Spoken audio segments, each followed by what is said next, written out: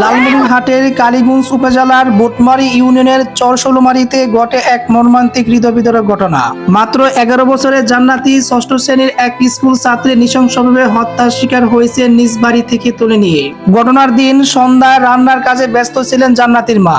রান্না দেখার দায়িত্ব দিয়ে মেয়েকে রেখে কিছু সময়ের জন্য পাশের বাবা বাড়িতে যান। ফিরে এসে মেয়েকে না পেয়ে শুরু করেন খোঁজাখুঁজি। এক পর্যায়ে বাড়ির পাশে ভুট্টা খেতে চোখ পড়ে অস্বাভাবিক কিছু। সেখানে পাওয়া যায় জান্নাতির মৃতদেহ। জান্নাতির 2 হাত ছিল পেছনে বাঁধা, একটি হাত ও একটি পা ছিল মুচড়ে ভাঙ্গা। মুখে গুজে দেওয়া হয়েছিল বালু এবং কানও ছিল আঘাতের চিহ্ন। এমন ভয়াবহ নির্যাতনের চিত্র কেউ কল্পনা করতে পারেনি। এই নৃশংস ঘটনায় পরিবারে নেমে এসেছে অগাধ শোকের ছায়া। এলাকার মানুষ হতবাক, শোকাহত ও ক্ষুব্ধ। একটি নিষ্পাপ শিশুর প্রতি এমন পাশবিক আচরণ মানবতার প্রতি চরম আঘাত। এখন সময় অপরাধীর দৃষ্টান্তমূলক শাস্তির দাবি তোলা। জান্নাতের মতো আর কোনো শিশু যেন এমন পরিণতি ভোগ করতে না হয়, সেজন্য চাই সমাজের সকল স্তরের সচেতনতা ও সক্রিয় ভূমিকা।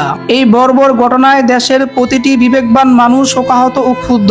শুধুমাত্র শোক প্রকাশ নয়, প্রয়োজন দোষীদের দ্রুত শনাক্ত করে কঠোর শাস্তি ব্যবস্থা করা। আমরা জোর দাবি জানাই, ঘটনার সুষ্ঠু ও নিরপেক্ষ তদন্তের মাধ্যমে জড়িতদের দ্রুত গ্রেপ্তার ও দৃষ্টান্তমূলক শাস্তি নিশ্চিত করা হোক। একটি শিশুর জীবন কেড়ে নেওয়ার মতো নির্মমতার কোনো জায়গা এই সমাজে থাকতে পারে না।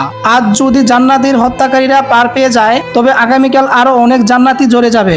এমন অপরাধ রোধে প্রয়োজন কঠোর আইন প্রয়োগ, সচেতনতা এবং বিচার ব্যবস্থার স্বচ্ছতা।